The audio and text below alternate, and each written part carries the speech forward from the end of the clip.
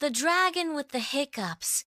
In the jagged, smoky peaks of the Cinder Claw Mountains lived a dragon named Ember. He wasn't a particularly fearsome dragon, if you're being honest. He preferred baking sun-warmed rocks to hoarding gold, and his greatest joy was using his fiery breath to toast the perfect marshmallow, a delicate art few dragons mastered. But today, Ember had a problem. A big, fiery, embarrassing problem. He had the hiccups. It had started that morning after he'd gulped down a particularly fizzy volcanic spring too fast. And now, every few seconds, his massive body would convulse with a mighty hoo-hoo. And then, whoomp! A small, sad little flame would puff out of his nostrils, followed by a cloud of black smoke. It was not the terrifying inferno of legend. It was more like someone had lit a small, damp match. The first "hoo! Hoof!" startled a family of eagles right out of their nest.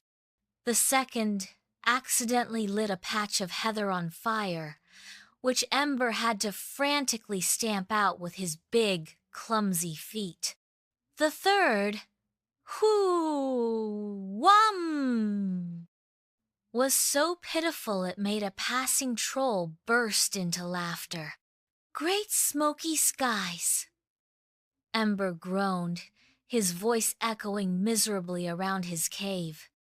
I'm a disgrace to dragons everywhere. I can't even have a proper catastrophic hiccup. He had to get rid of them.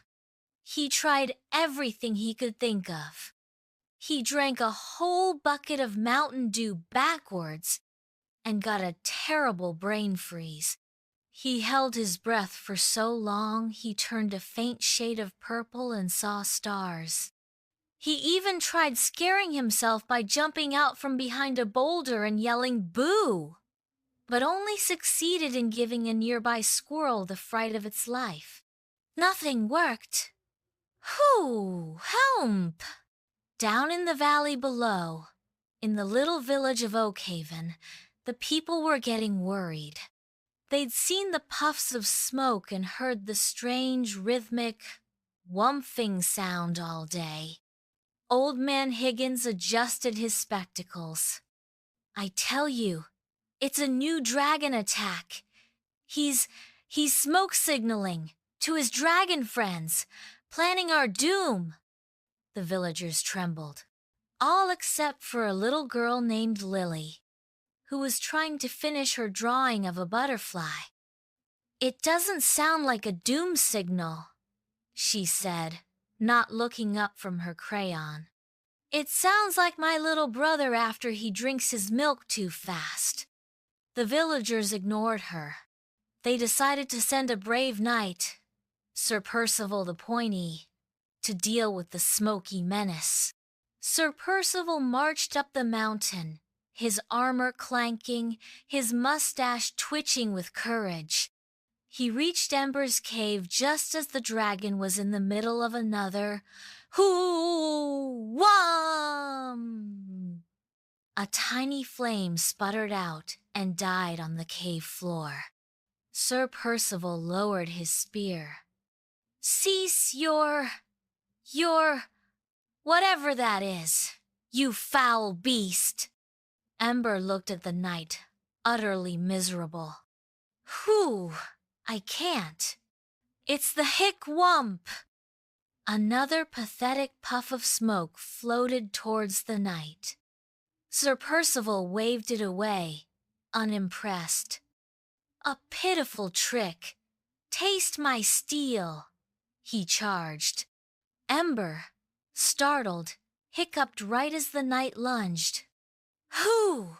Humpha! The tiny burst of flame shot out, not at the knight, but directly at the tip of his metal spear. It was just enough heat to toast the spearhead to a perfect golden brown. Sir Percival skidded to a halt. He stared at his perfectly toasted spear. He sniffed it. It smelled delicious. Confused, he took a small bite. He mumbled. Buttery. Thoroughly bewildered, he turned around and marched back down the mountain, nibbling on his weapon.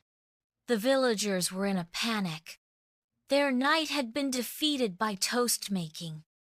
That's when Lily put down her crayon. "I'm going up there," she announced. Her parents gasped.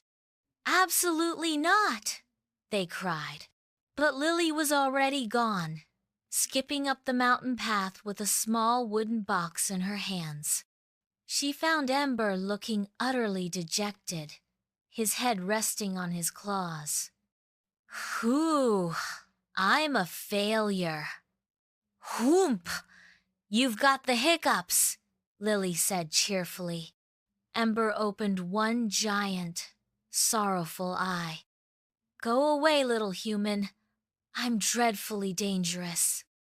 "Whew! Hump!"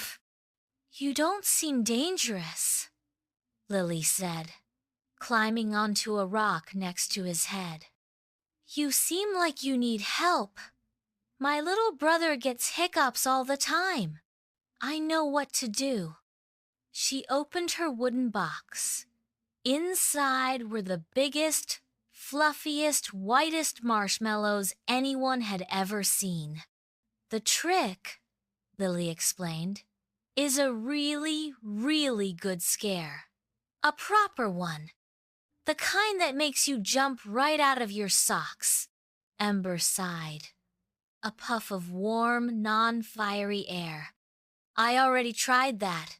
"Hoo-hoo! Woomph!" It didn't work. "Ah," said Lily, impaling a giant marshmallow on a long stick. "But you didn't have these." She held the marshmallow out. "Okay, Ember, can I call you Ember? I need you to toast this marshmallow for me.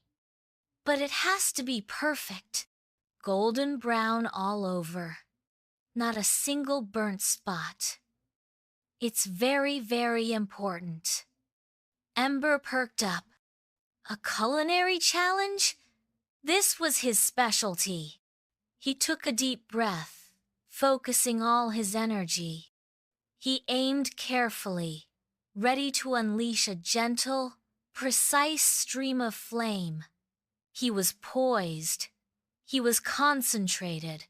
He was at the peak of his toasting powers. Lily chose that exact moment to yell at the top of her lungs. "Look! A really scary spider! Right on your nose!" Ember's eyes went wide. A spider! On his nose! He jerked back in alarm, and the breath he'd been holding in shot out in one enormous, surprised, and completely unintentional, a magnificent, roaring, glorious pillar of fire erupted from his mouth, lighting up the entire cave and shooting out into the twilight sky. It was the kind of flame dragons wrote legends about. It was beautiful. It was terrifying. It was hiccup-free. The flame vanished as quickly as it came. Ember blinked. Lily was still holding the stick. On the end of it was the most perfectly, exquisitely toasted marshmallow in the history of the world. And the hiccups were gone. Ember stared. They're gone," he boomed, his voice clear and strong. "You cured me." Lily pulled the marshmallow off the stick and took a bite. Perfect. And see, I told you a good scare would work." From that day on, Ember and Lily were the best of friends. The people of Oakhaven soon got used to the sight of a little girl sitting on a dragon's head, sharing a bag of marshmallows. And sometimes, Just for fun, Ember would let out a tiny, controlled whoo, whumph, just to light the campfire for story time, proving that even the most embarrassing problems can become your greatest strength.